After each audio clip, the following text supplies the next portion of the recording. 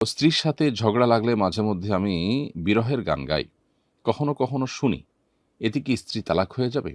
গান গাওয়া বা শোনা, এটা মৌলিকভাবে স্ত্রী তালাক হওয়ার কোনো কারণ নয়, যদি সেটা বিরহের গানও হয়। তবে গান যখন আপনি খালি গলায় গাইবেন, তখন গানের শব্দের মধ্যে যদি এমন কিছু থাকে, যেখানে আপনি স্ত্রীকে তালাক দেয়ার কথা বলছেন, তালাক দিয়েছেন, এই টাইপের কথা বলেছেন।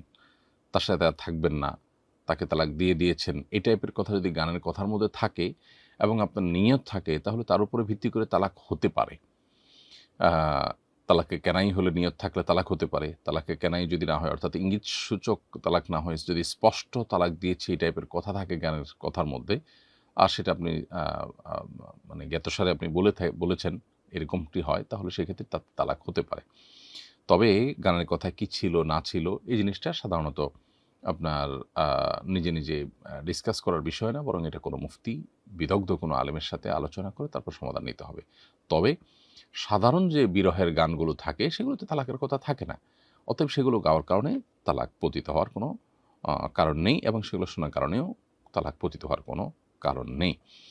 আর বলে রাখা ভালো প্রসঙ্গত, যে গানগুলো আপনি শুনছেন সে সমস্ত গানে সাধারণত মিউজিক্যাল ইন্সট্রুমেন্টের ব্যবহার হয়ে থাকার কথা।